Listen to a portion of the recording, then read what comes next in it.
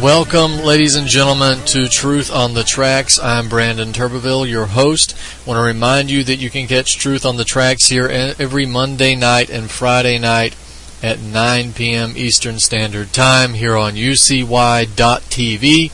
You can find the show's personal page here at ucy.tv/TT for Truth on the Tracks. And on that page you'll find a link to my most recent posts, articles, and so forth. You'll also find a chat room that you can engage in if you like. You'll find the broadcast of the show, and you'll also find the archived versions of this show. So make sure you go there, ucy.tv/TT for Truth on the Tracks. Also want to remind you that you can catch my articles as they come out in real time at activistpost.com. You can find that page, click on the Contributors tab, find my name under Staff Writers, and click on my name. That will take you to the Activist Post archive. I want to remind you also that I'm a contributing writer to ProgressiveGazette.com, and also I have my own backup website, my own personal website, BrandonTurbeville.com. And on that site you'll find a link to my books, which you can also find at thebookpatch.com by searching the book titles. But remember, BrandonTurbeville.com, and that's where you'll find all of my articles that I repost, all of the archive versions of this show, YouTube, podcast, whatever else that I'm doing, relevant information there. Now, with that being said, I have an announcement to make in regards to speaking engagements. On February the 18th of this year, I will be speaking at Coffee Etc. In Mullins, South Carolina. Now, Mullins is a small town in the neighboring county to Florence County, where I live. And again, Coffee Etc. in Mullins, South Carolina. It's a very small place, so its seating is going to be limited. So if you're around the area, or if you're passing through, or you're thinking about coming through the area, maybe to Myrtle Beach, then plan to stop off on February the 18th. That is what is that night? If you'll bear with me, I'll look on the calendar here. That is a Tuesday night, and that will be at 7 p.m. I'll be speaking for about an hour, and the topic will be vaccines.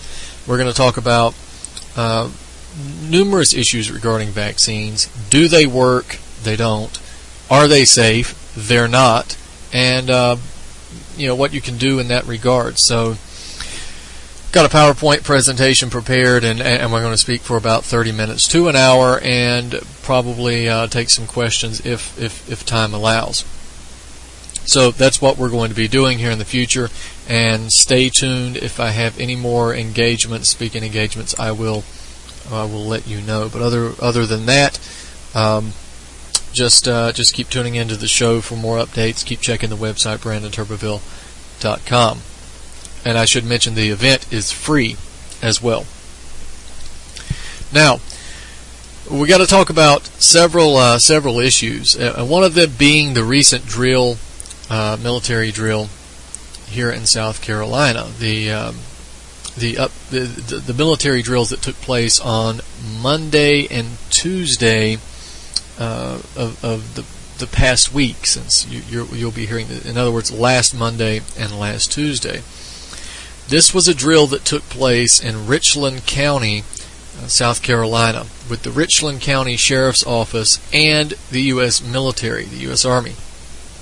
And what's interesting about this is not only the fact that the police and military are cooperating in terms of training. This is nothing new. They've been doing this for years. What's somewhat new about this, though, is that the media was banned from attending and taking part, and there was no reason given for this. Now, the training took place in Lower Richland, near Eastover and Hopkins. They took place on Screaming Eagle Road near Elgin, and also North Richland County, close to outbound Monticello Road. Now, some sources, I was told that these two of these neighborhoods were largely black neighborhoods. Some of the other neighborhoods, I believe, are somewhat more remote, and that some of the training took place not just in the city, but also in the woods, in the rural areas, and off to the side where the media couldn't see them. The sheriff's department actually released a statement, and this is what it read. It said, citizens may see military and departmental vehicles traveling in and around rural and metropolitan areas, and may hear ordnance being set off or fired, which will be simulated blanks and controlled by trained personnel. It also said that due to Sheriff Leon Lott's long-standing commitment to making sure that deputies are trained and prepared for every event and potential threat, and his desire to assist the military to ensure their preparations, that this drill was held. They have noted that Fort Bragg is located near where these drills took place. Fort Bragg is home to Delta Force. It's also home to Special Forces, as well as some elite airborne and aviation support units. Now, some of my sources have told me that Special Forces did indeed take part in the drill. So we don't know what the drill was set up to do. We don't know what the context of the drill was, but we do know that it was cooperation between the police and military, and I think we can draw our own conclusions, which would be accurate.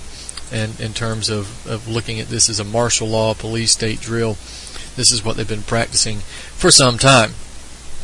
Now, we got to move on to another topic. I want to get some information out there, and then of course I want to talk about some activism if we can. But of course we have the Syria situation.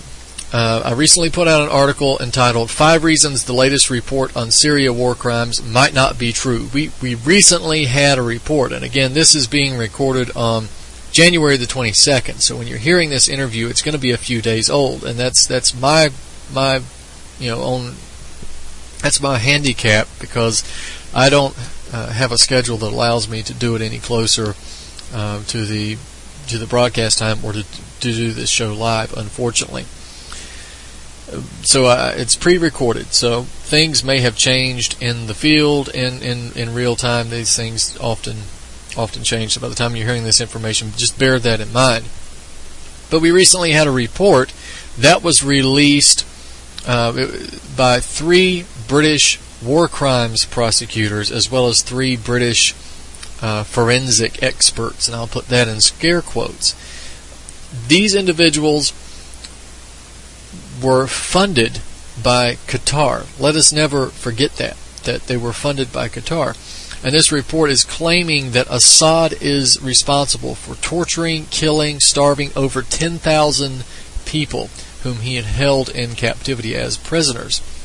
Now, obviously the Syrian government denies these claims, and obviously the Western media is claiming that this is just incontrovertible proof of Assad's crimes against humanity. And of course, we've got the ever-present references to Nazi Germany and concentration camps. You know, anytime the Americans, the Anglo-Americans, the power elite, or whatever you would like to call them, want to invade a country, Hitler is resurrected yet again. This man has been resurrected over and over. Saddam Hussein was the next Hitler.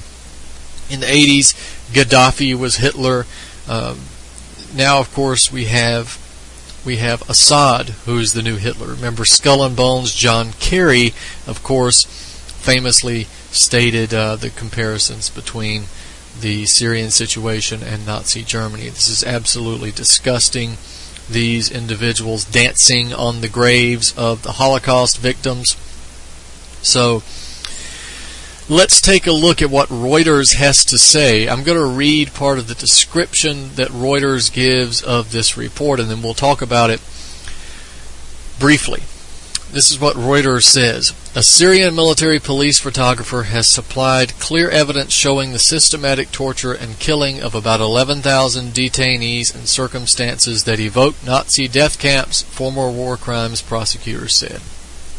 Syrian officials could face war crimes charges as a result of the evidence provided by the photographer who has defected, the 3 prosecutors said. One of the prosecutors said that the evidence documented industrial-scale killing that was reminiscent of the World War II concentration camps of Belsen and Auschwitz. They just won't quit with that. The trove of harrowing photographs ratchets up the pressure on Syrian President Bashar al-Assad, who the United States and its Western allies say has committed war crimes against his own people during the civil war. 55,000 images provided by the photographer who fled Syria after passing the pictures to Assad's opponents show emaciated and mutilated corpses. Bearing signs of torture, some of the corpses had no eyes. Others showed signs of strangulation or electrocution. There is clear evidence capable of being believed by a tribunal of fact in a court of law of systematic torture and killing of detained persons by the agents of the Syrian government, the 3 prosecutors said in the 31-page report. Such evidence would support findings of crimes against humanity against the current Syrian regime. Such evidence could also support findings of war crimes against the current Syrian regime, they said. That's redundant. That's repeated. I guess that was an error in the report, but that's the end of the Reuters quote. Notice that he says, this is clear evidence capable of being believed by a tribunal of fact in a court of law of systematic torture and killing. Yeah, well, theoretically anything's capable of being believed by a tribunal of fact in a court of law now, isn't it? So that's an interesting turn of phrase. Now, let's look at this for a second. This article that I've done, 5 reasons why you should not believe this report. That's not the title of the article, of course. The title of the article is 5 reasons the latest report on Syria war crimes might not be true. And the longer this situation goes on, the more reason we have to believe that it's not true. But let's look at the first point. The Gulf state feudal monarchy Qatar is the sponsor of the report. Qatar is, of course, one of the main sponsors of the Syrian invasion, the Syrian rebels, the death squads. And it's played a massively important role in financing the death squads, training them, arming them, and directing them inside Syria, even though they are now being mopped up by the Assad government. Qatar is, of course, nothing if not a feudal state. Again, it's a monarchy. They don't have elections for national leaders there because it is a monarchy. So this is not a country that should be criticizing others on human rights records. Number 2, the source of the report. Now, keep in mind that this report comes from a defected Syrian military police officer. This guy was apparently okay with photographing thousands of dead torture and starvation victims for over a year until now. Now suddenly he had a road to Damascus change and conversion, pun intended. What's also interesting about this is that a lot of people have called into question the amount of time it would have taken him to do this, but we won't get into that here. Also remember, though, that a defected Syrian military police officer, this puts the Syrian military police officer, whose code name is Caesar, into the realm of activists say, right? This is the activists say school of journalism here, and this is what is used by the Western media to take information that's provided by the death squads and report it as fact, even though it's not only not fact, it's just simply fabricated. Activists say, meaning death squads say. Anytime you hear activists say, you can translate that to mean death squads say. So number 3, past claims of Assad's crimes against humanity. Right? You have to remember also that we've seen this tired crimes against humanity statement over and over and over. Many claims against Assad that he's committed atrocities have turned out not to be the Syrian government, but the death squads themselves. Remember the Hula massacre that was first blamed on Assad early on. They said that they had went in and indiscriminately shelled this village and killed all these innocent people, and then it turned out that those people died of stab wounds and bullet wounds to the back of the neck, and that it was actually the death squads that had committed this crime. Also, let's not forget the Ghouta chemical weapons attack, where I think the Syrian government has been thoroughly exonerated by all the evidence that we've seen. I've done several articles on it myself. It's just absolutely beyond belief how anybody could think that the Syrian government had done this.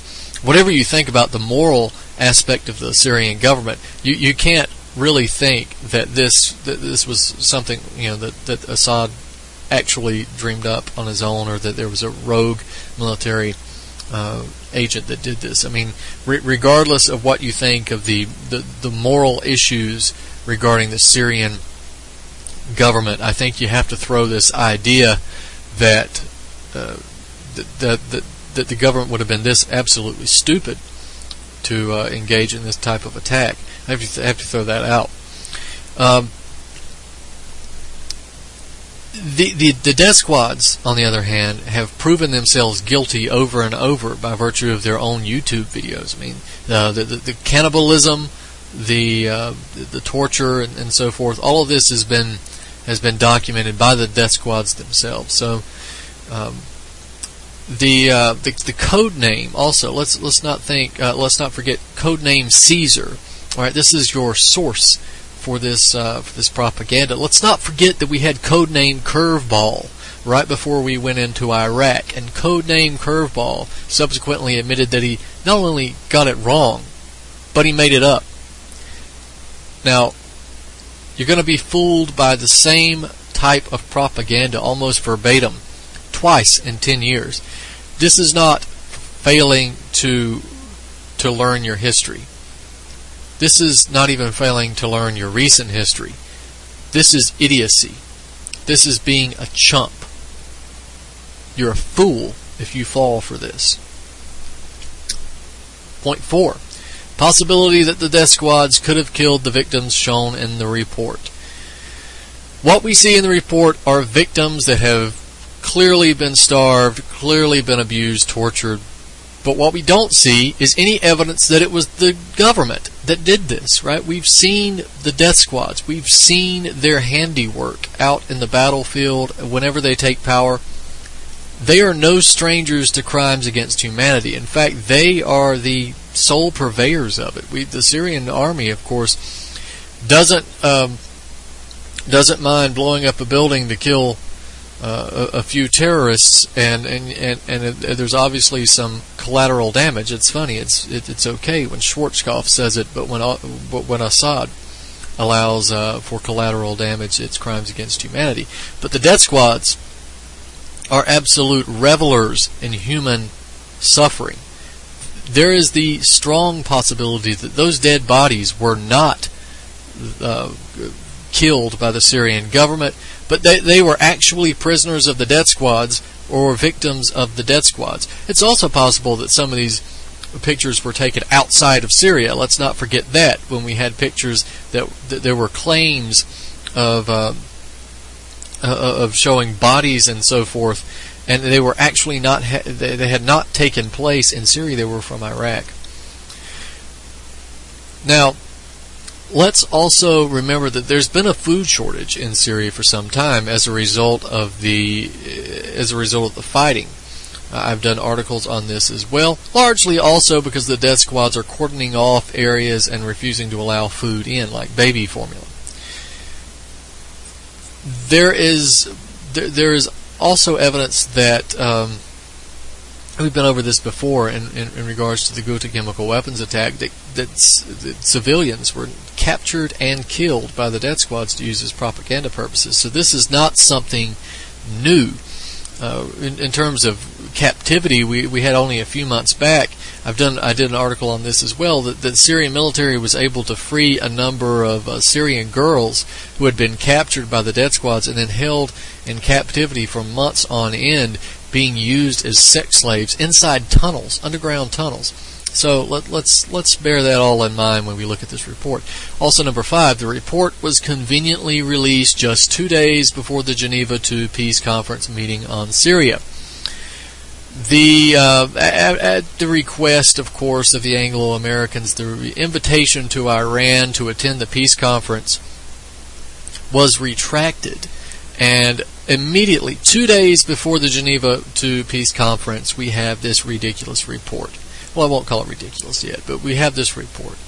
And we have this massive propaganda assault regarding Assad stepping down, crimes against humanity. I guess if you repeat things enough that people start to believe it. No evidence of Assad's crimes against humanity.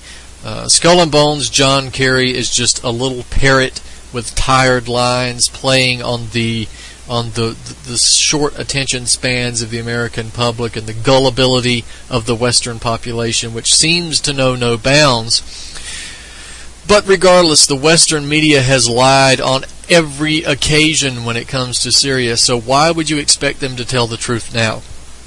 My suggestion is to take this report and take it with a grain of salt. If you have extra time on your hands and you want to be and you want to exercise your due diligence, then sure, read the report. But I've yet to see any evidence of any of this is even remotely true. So, with that being said, we are going to continue to monitor the Syrian situation, and we're going to continue to monitor the Geneva II Peace Conference. We've had quotes coming from John Kerry regarding the Geneva II Conference, regarding claims of Assad's ruthless killing of his own people. We've had Ban Ki-moon makes similar statements, and it's just beyond belief how anybody could believe this. Again, it's only for public consumption. Everybody knows. Anybody who has any intelligence and intelligence contacts on the ground and so forth know that this is indeed a Western-backed destabilization. Look at the hypocrisy, by the way, that the Western governments can claim that Assad must step down because of crimes against humanity. That the fact that there's even a peace talk is ridiculous, because this is not a civil war. This is a Western-backed invasion. So the immediate requirements for a peace conference, if this was a just world, would be the immediate cessation of funding for the foreign-backed death squads. You want to stop a war? Stop fighting it. We can have a ceasefire if you want one, but the Western governments have to stop. The Saudis have to stop. The Qataris have to stop. The Jordanians have to stop, and the Turks have to stop allowing, funding, arming, training these terrorists and so forth. This should be the preconditions for any peace talks. But of course, that won't be the preconditions for peace talks, because that's not what they want. They are after Syria as much now as ever. Don't let the brief interlude and the silence between the last propaganda assault and this one fool you. Now, speaking of propaganda campaigns, we've got to talk about the vaccine propaganda campaign, because in my opinion, every year the vaccine propaganda gets worse and worse and worse, and they are pushing for a situation, a climate in which mandatory vaccines, mandated by law, prescribed by law, no exemptions. This is what they're pushing for now, because the Council on Foreign Relations has recently come out with an article and some propaganda regarding the anti-vaccination movement causing outbreaks. Well, hey, if you guys are vaccinated, CFR, then what do you have to fear from me? If I get the measles and you've got your precious, sacred cow vaccine, why should you worry if I get the measles? You're protected, right? You've got your antibodies, right? You've got titers, right? You've got your protection. You went to your medical doctor, your MD, your minor deity, and you got your vaccine. Well, why should you fear me?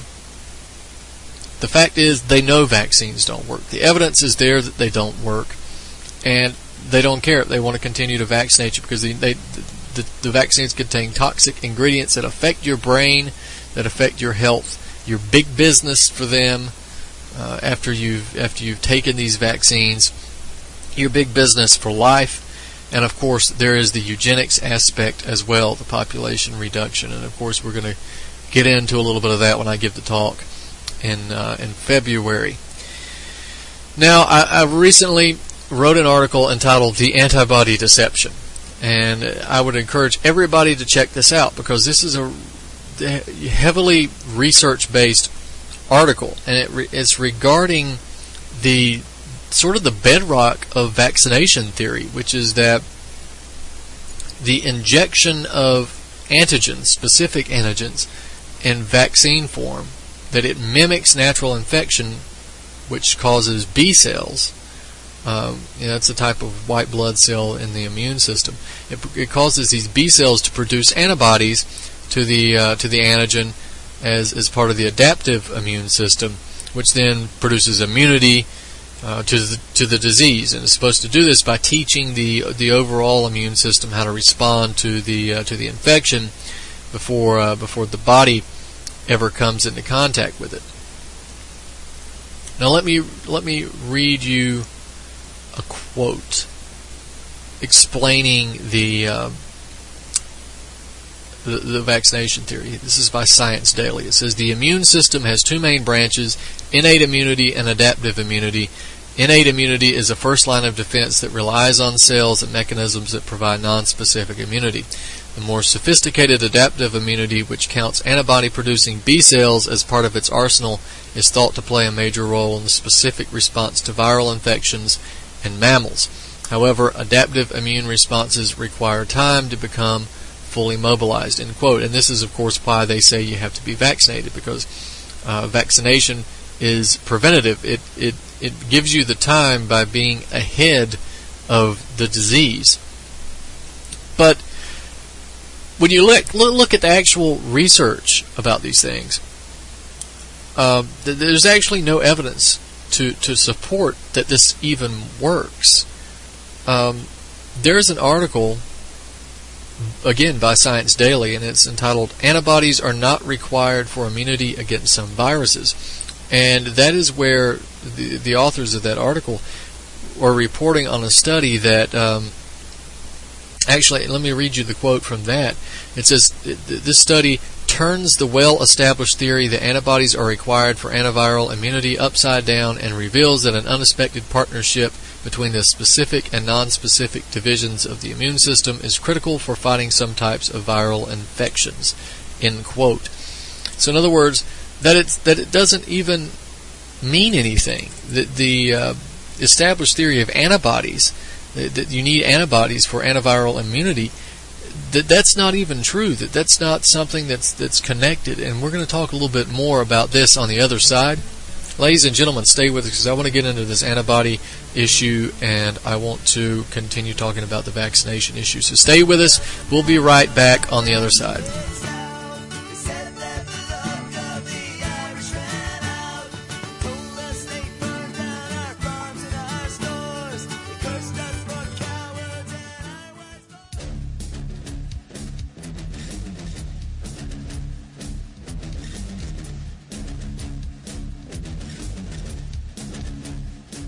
This current flu outbreak stretches across the country.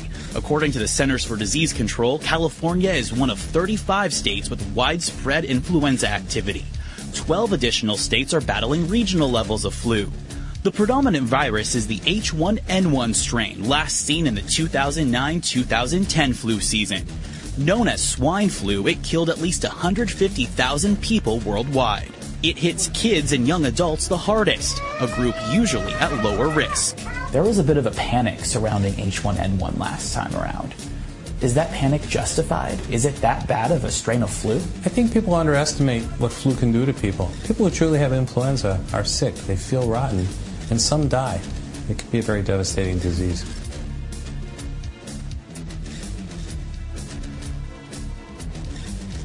"29-year-old Dreanna Brayton has worked as a nurse at Lancaster General Hospital in central Pennsylvania since 2008.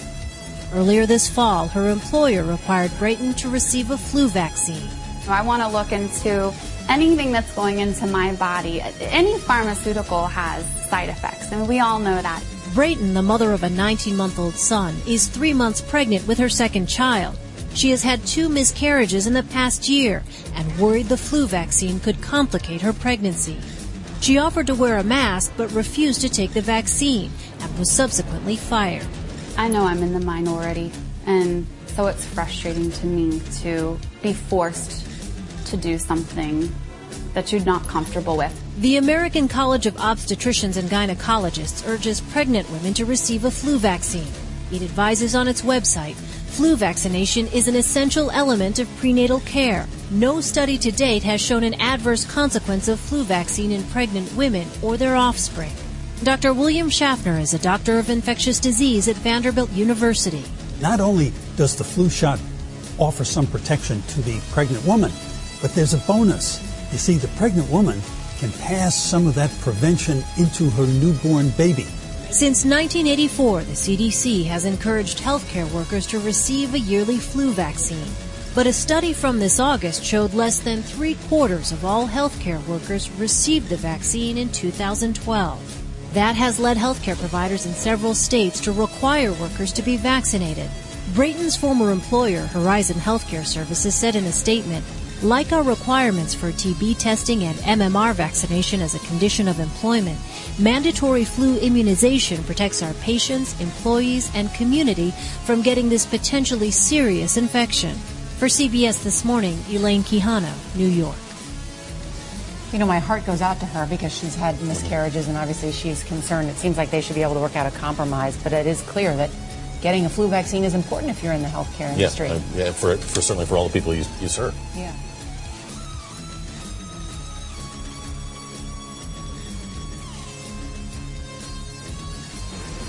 In Syria, we have already started the campaign, and 650,000 children have been vaccinated against polio over the last week.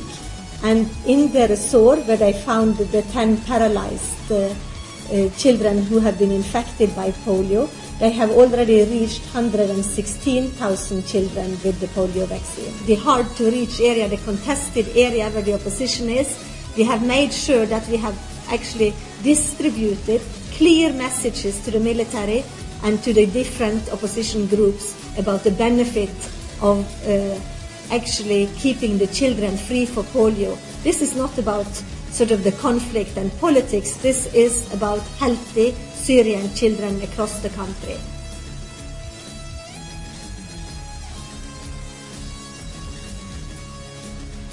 For more news, visit youtube.com/pigmind5.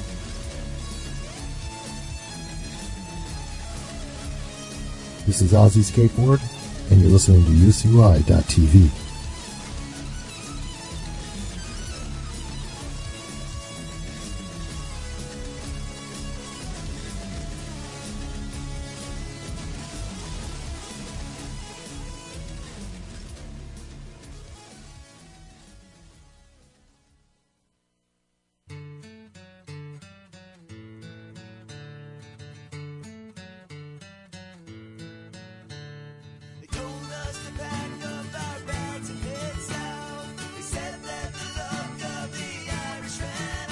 And welcome back, ladies and gentlemen, to Truth on the Tracks. I'm Brandon Turbeville, your host. I want to remind you to catch Truth on the Tracks here every Monday night and Friday night at 9 p.m. Eastern Standard Time here on UCY.tv. Now, before the break, we were talking about the antibody deception, which is an article that I wrote a few weeks back in regards to the bedrock of vaccination science, which is that antibodies equal immunity. And we were talking about, before the break, a Science Daily article entitled "Antibodies Are Not Required for Immunity Against Some Viruses," where they reported on a study that has essentially turned this theory on its head and said that antibodies are not required for antiviral immunity. Now, the study that they're quoting is called "B-cell maintenance of subcapsular sinus macrophages protects against a fatal viral infection independent of adaptive immunity." That study is linked in my article in case you didn't get all of that written down. And what it does is they examine mice that had been infected with vesicular stomatitis virus, that's VSV. And the results surprised these people. Dr. Ulrich H. von Andrian of Harvard Medical School stated in the study that that the mice can suffer fatal invasion of the central nervous system, in other words, be killed, when they have a high concentration of anti-VSV antibodies in their system. So, if antibodies are there, the antibodies are there, so by all mainstream science, this should mean that they're immune to it. The Dr. Van Andrian stated that this led them to revisit the contribution of adaptive immune responses to survival following VSV infections. Right. So they also studied mice who had B cells but did not produce antibodies, and this also surprised them because the B cells, although they were essential to the survival after the exposure, they didn't require antibodies. Or any other the traditional aspects of adaptive immunity. They didn't require that for immunity. The antibodies didn't provide immunity, and the lack of antibodies didn't prevent it. In other words, in fact, let me read you from what Dr. Van Andrian stated in the study. He says, "Our findings contradict the current view that antibodies are absolutely required to survive infection with viruses like VSV and establish an unexpected function for B cells as custodians of macrophages and antiviral immunity. It will be important to further dissect the role of antibodies and interferons in immunity against similar viruses that attack the nervous system, such as rabies, West Nile virus, and encephalitis." End quote. So in other words, the science is still out in regards to what role these antibodies play, what significance they hold in terms of immunity. It's quite possible that the antibodies actually don't play a legitimate role in preventing these infections or fighting them off. Clearly they have a reason for being there, but they simply don't know what that reason is yet. And that's very surprising to the medical community, which generally relies on faith-based science and what they're told from the pharmaceutical companies to get by. Now, there was also a similar conclusion from a study that was entitled, "What are the limits of adjuvanticity?" The researchers of this article, and I'm going to give you some quotes here, it says, "It is known that in many instances antigen-specific antibody titers do not correlate with protection. In addition, very little is known on parameters of cell-mediated immunity which could be considered as surrogates of protection." So, not only the conclusion that they had there, that very little is known, and that in these instances that there was a lack of correlation between antibody presence and immunity, but that it was previously known. Right? They say it is known that in many instances antigen-specific antibody titers do not correlate with protection. So it's been known in the past, but you haven't been told that. You've just been told to shut up and take your vaccine, right? You remember that woman on television, the morning show lady that said, "Just take your damn vaccine." Well, before I go any further, I want to make a point here. If you're interested in the information, if you don't take vaccines, great, good for you, don't take them. And I encourage you not to take them, and I encourage you to tell other people not to take them. If you're hearing this information for the first time, then I encourage you to please go out and do your research. And don't just believe the natural health sites, right? I mean, my article, you go in there and I send you to the actual studies, I send you to the CDC reports. I don't cite other natural health articles, which simply cite each other and then go around in outer space citing each other into la-la land out there. But do your own research. But to those of you who are listening and you are just bound and determined to take your vaccine, you know what? Fine. I'm not going to argue with you. If you want to debate and have a debate so we can both learn something, then that's a different story. But I'm not going to argue with you. If you really want to take a vaccine that bad, if you're determined to believe my doctor, then please believe your doctor. Believe the television, believe the Council on Foreign Relations. Take your vaccine. In fact, take 2. Take 3. Take 4. You can shove them up your ass for all I care. Take as many as you want, but don't ever try to force me to take vaccines by law or by pressure simply because you have come to the conclusion that your doctor is right about everything, or that you're too so-called smart and educated for your own good. You don't get the right to force other people to engage in so-called public health exercises simply because you have come to a different conclusion. that's when we have a problem. Now, back to the issue at hand, the antibody deception. I want to go through another study that was published in Neurology entitled Severe Tetanus in Immunized Patients with High Anti-Tetanus Titers. Now, I think I mentioned this earlier before I started talking about this. Titers are simply a test. You test titers, and this is these titer tests measure the amount of antibodies that you have.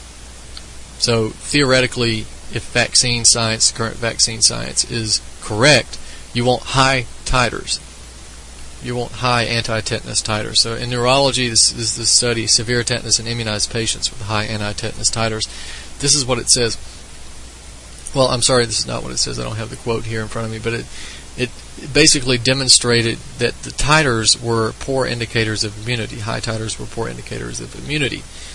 And as you can see, these patients, by the title of the study, these patients were infected with tetanus after having been vaccinated against them and after having tested high for the presence of anti-tetanus antibodies. There is another study that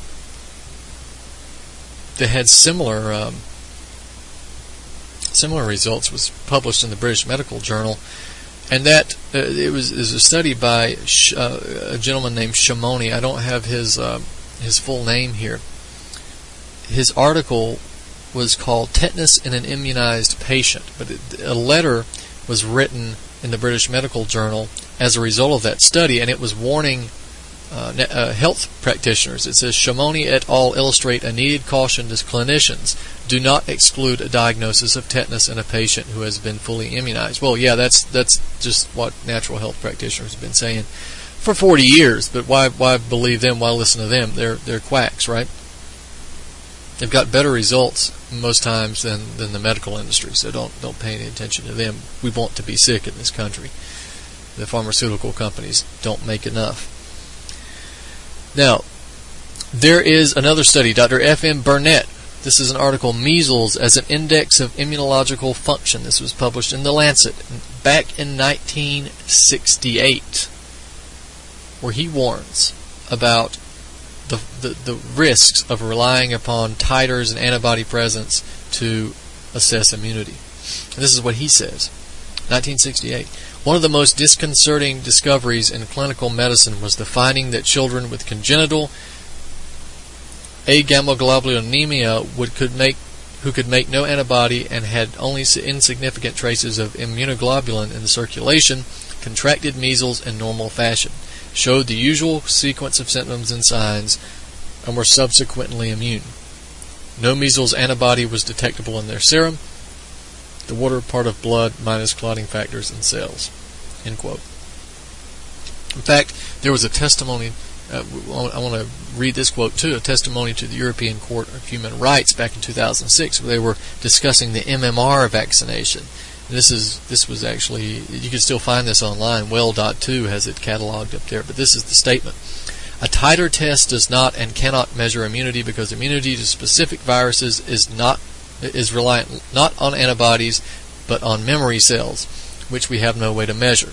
Memory cells are what prompt the immune system to create antibodies and dispatch them to an infection caused by the virus it remembers. Memory cells don't need reminders in the form of revaccination to keep producing antibodies. End quote. And that statement, of course, is backed up by two other studies.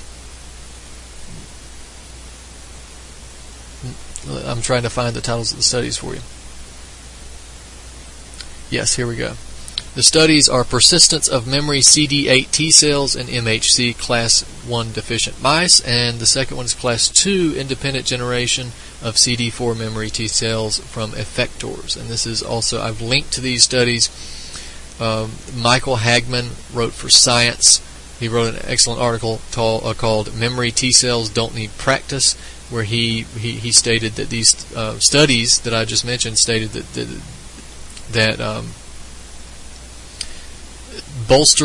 these studies bolster the notion that immune cells never forget and that they don't need practice. In other words, vaccination. We also had an interview with John B. March, who is an immunologist, and so he knows his stuff, right? And this was an interview with Private Eye magazine back in 2002, January 25th, 2002.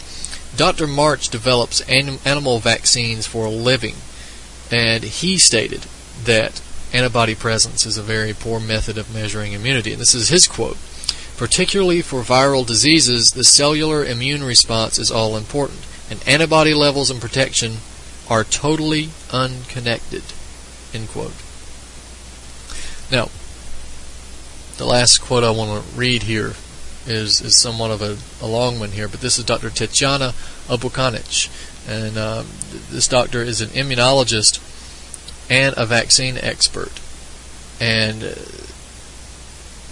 they did an interview, the doctor did an interview with Catherine Frompovich, who also has articles posted up on Activist Post a good deal. Does a lot of great work with vaccination in terms of exposing the dangers of it. And Dr. Obukanic, this is the quote regarding antibodies, right? Here's the quote: "The concept of antibodies evolved from the research on toxins, such as diphtheria or tetanus toxins. Initially, antibodies were referred to as antitoxins, some mysterious entities that were appearing in the blood of toxin-injected research animals that could neutralize the pathological effects of those toxins. I would like to mention that based on clinical research described in the book by Dr. Thomas Levy, Curing the Incurable, ascorbic acid would fall into the definition of an antitoxin, as it is known to effectively curb the symptoms of most toxin-mediated as well as infectious diseases when given intravenously at very large doses." Yeah, but I bet they won't label that an antitoxin now, will they? But immunologic research on antitoxins went into a very narrow direction and led to the idea that antitoxic ability is restricted to a certain class of immunoglobulins, which we now call antibodies. Immunologists then realized that such antibodies could be raised not only against toxins, but also against practically any substance that is presented to the immune system in a certain way. Some of the requirements for such immunogenicity, i.e. the ability to induce antibody production, are 1. A substance must be of non-self origin, and 2. It must be accompanied by a danger signal, usually provided by an irritating or cell-damaging substance called adjuvant, or by pathogen-associated pattern molecules of bacterial or viral origin." End quote.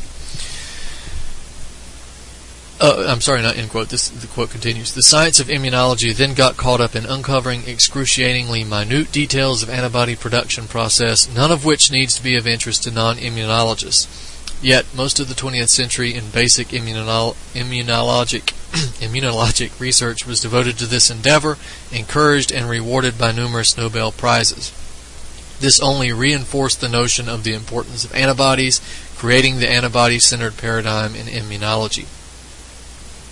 Needless to say, the sole purpose of vaccines is to raise antibodies that bind the microorganisms and toxins based on the antibody-centered paradigm of protection.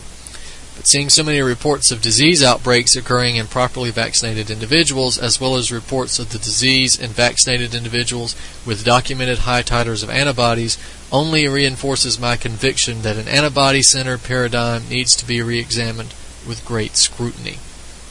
End quote.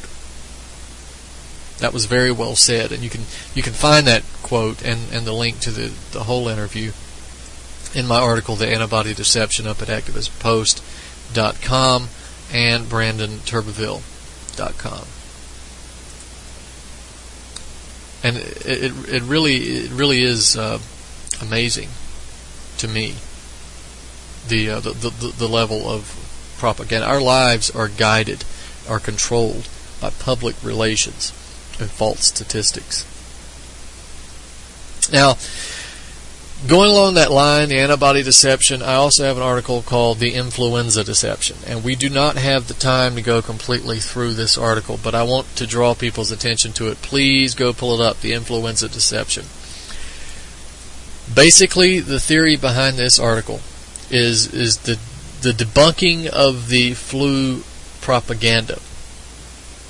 Now, let me first say, the flu, yeah, it's nothing to laugh at. You feel really bad, and the flu can kill.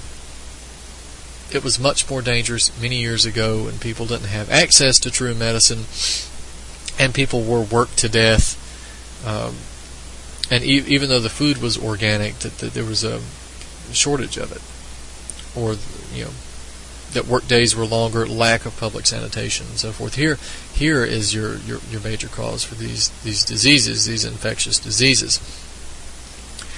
But today there's something different, and it didn't require, by the way, vaccination to bring these diseases down. What it required was increase in public sanitation, and even better, a better understanding of health, wellness, and nutrition. That's what prevents many of these things. Now, the statistics that you hear repeated back and forth, these are the figures that you get, is that hundreds of thousands of people are infected with the flu every year, with influenza every year, and that there are tens of thousands of deaths by influenza every year. So, with statistics like this, it's no wonder why people are so terrified and why people run out to get their vaccination. If these statistics were true, that is. The problem is they're not. The first thing you have to understand is that the flu, influenza, is different from influenza-like illness. Now, both of these illnesses, both of these diseases, viruses, they reveal themselves by manifesting the same symptoms. I mean, fever, runny nose, headache, body aches, etc., etc. Both are caused by viruses. But the flu is caused by the influenza virus. And there's 3 different types of that. That's A, B, C. Flu-like illness is caused by a variety of other illnesses, about 100 different types. Now, most of the people who manifest these symptoms go to their doctor and they're diagnosed with the flu with no further testing. Why? Because doctors are obsessed with television, like most other people. Doctors read the same unscientific figures that are given to them, and they actually believe that hundreds of thousands of people get the flu every year and tens of thousands die from the flu every year. They actually believe this, most of them. So what happens if you go there and you manifest these symptoms, the doctor says, well, you've got the flu, and they don't test it. They just say you've got the flu, and then they send you home. Well, the treatment for the flu and for the flu-like illness is exactly the same. You pretty much just have to go home, relax, sleep, drink lots of water, try to keep food down. There's really nothing that you can do. There's some herbal remedies and so forth that you can take, but that's for another time to talk about that. But all you have to do is go to the statistics by the CDC, it's the Center for Disease Control and Prevention, to understand that the flu is not an annual holocaust. There's not the big boogie flu man lurking behind every corner. The flu is not lurking on everyone's hands that reaches out to shake your hand. I know that shocks the germaphobes, but it's true. You're not going to get the flu every year unless you take your flu shot. Now, what I did in this article, The Influenza Deception, is I spent a week on the CDC's website, which is not as easy to navigate as some people may think it is. And I went through every flu year from 1997 to 2012, and I pulled out the amount of people who were tested. The sicknesses that they came in, they were tested. They manifested flu symptoms, they were tested. And then I put the number of people that turned up positive, people who actually had the flu. Now, for 1997 and 1999, I could not find the information from the CDC, but Dr. Sherry Tenpenny of drtenpenny.com apparently had. So the first 2 numbers are hers. 1997 to 98, 13.05% of the people who were tested turned up positive for the flu. 1998 to 99, 14.21% turned up positive for the flu. Well, that's Tenpenny's numbers. What does the CDC say? And I link to each one of these reports, by the way. You don't believe me? Just click on the link. 1999 to 2000, 15% had the flu. 2000-2001, 11% had the flu. 2001 to 2002, 15.5%. 2002 to 2003, 11% had the flu. 2003 to 2004, we had a jump, a spike, 18.9%. That means 80% of the people who were diagnosed with the flu didn't have it. 2004 to 2005, 14.9%. 2005 to 2006, 12.1%. 2006 to 2007, 13.2%. 2007 to 2008, 18%. 2008 to 2009, 14%. 2009 to 2010, we had a spike again, 21%, and a spike again in 2010 to 2011, which is 22%. 2011 to 2012, back down to 12%. So the average percentage rate of people who actually had the flu in the last 15 years, between 1997 and 2012, is 15.05%. In other words, 85% of the people who are told they have the flu and are recorded as if they had the flu, they don't have the flu. Now that's just not hyperbole. That's a lie. It's a lie that all these people have the flu. The worst flu season in 15 years had a 22% infection rate. 78% of the people tested for the flu didn't have it. Who were told they had the flu, they didn't have it. That's the worst year. They hover around 12 to 15%, generally speaking, per year. So we can say 80 to 85% of the population. Actually, when you average it out for the last 15 years, since the flu infection rate hovers around 15%, that means that about 85% of the people who believe they have the flu or are diagnosed with the flu don't have it at all. They have a flu-like illness, not the flu. So how can it be such a big killer if they don't even have it? Ladies and gentlemen, we've got to stop right here. We'll get into this again soon. The influenza deception, the antibody deception. Don't buy the flu shot propaganda. If people want to take their flu shots, encourage them. Give social Darwinism a chance. Let them take 2 flu shots, as many as they want. Get the MMR, get the tetanus shot, get the hepatitis B shot, get 2 or 3 just for extra comfort, peace of mind. Take plenty of them. Remember, you'll have peace of mind. You won't be able to remember where you're at. You won't have a mind to have peace with. But regardless, again, the influenza deception, the antibody deception, they're up at activistpost.com, BrandonTurbeville.com. This has been Truth on the Tracks. I'm Brandon Turbeville. We'll see you next week.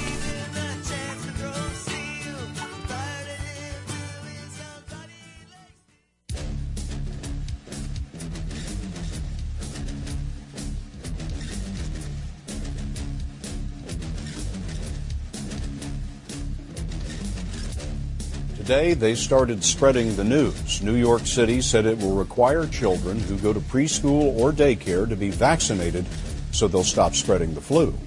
Here's Elaine Quijano. 150,000 children at New York City-run preschools and daycare centers will be required to get a flu shot. Dr. Jay Varma is with New York City's Department of Health. We expect that this requirement will save tens of thousands of kids, maybe up to as many as 20 to 25,000 kids from getting severely ill. Young children are among the most likely to be hospitalized or die from flu complications. Last flu season, 169 children died, 4 of them in New York City.